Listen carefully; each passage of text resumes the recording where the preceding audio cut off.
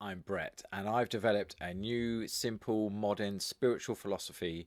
And in this series of videos, I'd like to tell you all about it. So stay tuned, and if you like what you're hearing, tell other people about it, comment, ask me questions, and we'll go forward from there. Thank you very much. Hi. So, you know yourself. Let's give you a bit of an introduction to it. And if I'm looking down there, it's because I've got some prompts on my PC down there just to try and help me along. I'm going to try and sort of riff on this a little bit. I have tried to do this before, and I was sort of sat reading from it, and it was a bit dry. So I'm going to try and be a little bit more animated and sort of improvise on it and riff on it a little bit, like I say. So why did I write this? I think I can only answer that sort of retrospectively. It was only after I'd put it all together that I realised what I had, in a way, in terms of a philosophy that looks at the human being and the makeup of the human being and why we're in the state, or how we got into the state that we're in at the moment in society. And by that I mean war, poverty, suffering, all these things that we seem to suffer, meaninglessly suffer from, that we don't really need to have those in our society. If we're going to call ourselves an evolved species, an evolved being, then I think we're suffering from a lot of things that we don't really need to. I think we're better than that. It's as simple as that. And so maybe another question is, why am I bothering to put this out? Because I am bothered. Because I am bothered. I'm bothered by looking around me and thinking to myself, is this the best we got? Is this all we got? Because it's not really good enough. Which sounds really judgmental. I think it's more of a question of, if we're like I say, if we're going to say that we're an evolved species and that we have grown, developed, then I don't see a lot of evidence for that. So yeah, I'm sort of I'm deciding to release this and publish it and put it out into the world as my observations as to why I think we could do better. I wonder if I think I'm working from one, with reference to publishing this material. I think I'm working forward from one assumption, which is that I think most people, and I could be wrong, but I think most people would probably prefer a world where we have peace, and where we don't have famine, and we don't have extreme poverty, and we don't have enough resources to make sure that there isn't famine and to make sure that there isn't poverty, but for some reason we still have those. And we have the resources probably to make sure that there isn't war, but for some reason we're still having those. And I know lots of people have written about that so far and have come up with lots of really nice, complicated, elaborate ideas around those. I, I think that I've come up with something quite simple. So I think I want to just put this out there to say, yeah, and part of what I'm saying is it doesn't need to be that complicated. And there's a reason, there's possibly a reason why it's a little bit complicated, because of course that sells. If it's complicated, it warrants charging you money for it. And it's my intent to put this out there as freely as possible, both freely accessible and freely as in it doesn't cost you anything. I acknowledge that there's a certain arrogance about the idea that I've come up with some life ideas, and so I'm gonna put them out there to the world. And I do struggle with that, and I don't quite know where the balance point is with that. Well, I think I've got an idea, and I think it might be interesting to put it out in the world, and the counterpoint of the arrogance of that, and the arrogance of putting an idea out there. But clearly, if you're watching this, I have fallen on the side of, I'm going to put this out there. So I just sort of acknowledge that. I acknowledge that there is this weird balance point to be made. There's a weird acknowledgement of the arrogancy of thinking up some ideas and then publishing them and putting them out there, as opposed to just thinking them up and going, well, that's good enough for me. That gives me a life slash spiritual philosophy, so I'll just carry on living my life with that without putting it out to the world. Now, I've mentioned a couple of times the idea of a philosophy. I don't think, and I could be wrong, and stay with me if you want to find out for yourself. I don't think I'm offering an answer to the world's problems, and why I'm not offering an answer, and why I feel that would just contribute to the problems of the world, will become clear as these videos go on and as I go into the concepts that I think that I observe. I don't think that I've created something. I think I've looked at something and gone, do other people think that it's like this? Because I do. I think it's like this. And so I'm trying to put that forward. And none of what I'm putting forward is I think it's like this, but I think it should be like this. As I say, the reason why I'm not putting forward a answer will become clear as these videos develop and as I explain more about my ideas. And maybe one of the reasons I'm not putting forward a distinct set of answers is because those answers usually end up being quite fixed and finite. And I think that's part of the problem that we've created in society, in Western so-called developed societies, that we have these really fixed ideas that we get subject to, the fixed ideas that cannot be changed and that are supposed to be like that forever. Again, more of what that means and what I'm talking about there will become clear as the videos go on. So what am I actually offering you? Because I'm aware that it all sounds a bit lofty so far and a bit sort of out there. So let's be really clear. I am offering a definition of the human being, a definition of what the body, mind, soul and spirit actually are, in a very simple, modern way that doesn't require you to have any other previous knowledge of what those things are, and without a load of convoluted language and words that you're supposed to already know. I'm just going to use simple modern language to describe, from my opinion, what I observe to be the body, mind, soul and spirit. The second thing that I'm going to be describing in some sort of detail is something that I'm calling the cycle of disempowerment. It is the reason why we're not using and exercising and keeping optimal the body, mind, soul and spirit.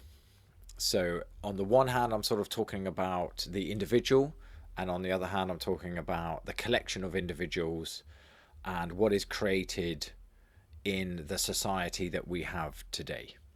Again, the cycle of disempowerment will become more clear as the videos develop. And first of all, I'm going to talk about the makeup of the human being, the body, mind, soul and spirit. Then I'm going to go on to talk about the cycle of disempowerment, and then sort of bring it all together and how the two things work together to create what we have at the moment. This is not a self-help program in the classic sense of it. It's maybe not even a self-help program at all. It's certainly not a group for you to join. There's no course for you to do. There's not even a book, really, despite the fact that I wrote all this stuff down. I wrote it down quite a few years ago when I was a lot younger. And in the course of reading it out in the first couple of iterations of this podcast, I found that I was jumping around so much in what I'd written that it just became really clear to me that I needed some other different format to do this. And I'm relatively familiar with the material enough to mean that I'm going to riff on it, like I say. So, but I just want to be really clear. This is not a group for you to join. There's no course for you to do. There's no levels for you to pay to get higher with. There's no master for you to serve. There's no thing for you to do. There might at some point sound like, and maybe there is some invites, but like any good invite, it's there for you to accept or decline. That's entirely up to you. I am absolutely not here offering some sort of absolute answer as to what the individual and society must do to create some other new version of society, because as soon as I offer that new version of society, I am continuing to contribute to what I call the cycle of disempowerment. Again, all this will become more clear later on in the videos as I go on. Again, this next statement I struggle with a little bit because of the balance point of arrogancy and sort of low self-esteem, arrogancy and humility maybe. I am not asking you to believe in me. One of the things that hopefully will become clear as we go through this is that I'm inviting you to believe in yourself. Certainly not me. Because I think that's one of the things that we're really missing in society at the moment, despite how it may look to some people and some of the things that they're into. I really think we're lacking the encouragement and the empowerment, hence why it's called the cycle of disempowerment. We're lacking the empowerment to really experience ourselves. So a quick few things on that. Empowerment, I'm just aware of, and I just want to highlight this idea of, even with what I'm saying, this notion of I want to empower you, even that's not necessarily what I'm trying to do, because that's very contradictory. I can't empower you. No one can empower you. Only you can empower yourself. What I think I am putting forward, though, is some of the framework as to why we may not be as empowered as we could be. Some people might feel very empowered. They might even feel insulted by the idea of me saying that we're not very empowered as a society.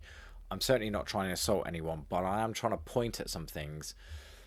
And I guess I'm gonna have to try to have some courage, because I might say some things that sound insulting or sound like I'm being a bit judgmental, but maybe they need to be said. I don't know just yet. I haven't got to those bits yet.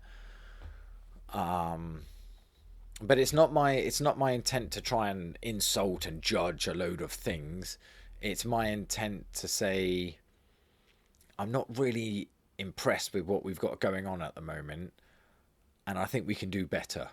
And I wonder if we're not doing better because of the cycle of disempowerment, and it not empowering us to have a more genuine, authentic experience of ourselves as human beings. And it's possible that we're not having that authentic, genuine experience of being a human being because we haven't got the freedom, maybe, to do that. And we certainly have not been encouraged to delve into that experience of the human being and to find out what it is, to find out what it means to be a human, to find out what our body, mind, soul and spirit are, what their purpose is, what their function is. And without doing that, we don't have the possibility of fulfilling those purposes and functions, because we're kind of being told what they are. And by being told what they are, we don't get to embody them. We don't get to have our own experience of them. And without doing that, my observation is we've ended up in the state that we're in at the moment, where war and poverty and famine and all manner of other different symptoms, as I'll call them, as you'll see later on in the cycle of disempowerment, are so prevalent in the world, and we're under the false belief that it's always going to be this way. This is the way that it is, and it's always going to be this way. And maybe naively, definitely optimistically, I'm saying I don't think it needs to be this way. I think we are simply not living in a way where we are exercising and functioning within the purposes and functions of our body, mind, soul, and spirit. And all the time we're not doing that, we are half living, not even half living. We're barely existing and just being told what to do. But there's some nuance to that, and there is, as I say, something that I'm calling the cycle of disempowerment. And I wonder if what's being perpetuated in the cycle of disempowerment is an off-the-shelf solution. We are being offered a one-size-fits-all solution to all human beings. So no wonder there's no individuality. No wonder we're becoming some sort of homogenous group that just does as we're told and tolerates all manner of different things, all manner of the different symptoms that are being created through the cycle of disempowerment. And I just wonder if we contemplated for a little bit about what the makeup of the human being is, the body, mind, soul, and spirit, whether or not we would, as individuals, create a more bespoke solution for ourselves, a more bespoke answer to the question of how do I be me, and then and then how can I empower myself some more. I don't know what that would create as a society, and as I say, I'm not putting forward some sort of vision of what society should be like, because again, that just contributes, that's just another answer to give you so that you can't think for yourself about that, and you can't decide for yourself who you're going to be and how you're going to be it. So I'm sort of aware of these off-the-shelf packages, or the one off-the-shelf package, as you'll see later on, that we're trying to cram ourselves into, rather than creating bespoke, tailor-made packages that we can experience and live out. And so I just want to reiterate something, because this is something that I am challenged by and that I do think about. And again, I can see both sides of it. I am not trying to put forward an answer of what we should do or how we should do it, or although it might sound like that at some points, and I'm aware of that, and that will become clear later on. I am certainly not trying to present a view of some sort of form of society that we should be creating and how that would look and how we should go around creating that. This is not a movement, a religion, a politics. It is not a course for you to do. It is not a group for you to join. And I know I've already said this stuff, but I want to reiterate it. I am not somebody for you to follow, not that any of this should sound like there's something for you to follow. There might be some points at which I am suggesting an invitation, but even that feels... I'm sort of struggling with that, in terms of even an invitation implies that I think I've got the right idea. I think I've made some observations. I want to put those observations forward. I would like them out in the world because I think they have some sort of value. They might be interesting to some people. If they, when we get to them, if they sound interesting to you, brilliant. If they don't, that's also brilliant. It's entirely up to you with whatever you do with what I'm presenting here. It's entirely up to you. Obviously, I'm putting this out on public forums, so if you want to comment on it, question it, say something about it, you have the right to do that. Depending on whether I see your comment or not, I may or may not respond to it. I don't know just yet. I don't know what's going to happen. I might put this out there and absolutely nobody listens to it, and there's no comments and there's nothing to do. In which case, that's also fine. That's also fine. But I would have known that I would have done my bit, if there is a bit to do, to put my ideas out there. Again, I'm aware of that weird contradiction of the sort of arrogance versus humility of, I think I've got something to say and I'm putting it out there. But just to be really clear, there is not a course, there is not a program, there is not a group to join. Very, very far from it. Whatever the opposite of that is, that's kind of what I'm trying to put forward here. So thank you. I think that's possibly episode 1 wrapped up. Yeah, thank you very much for joining me.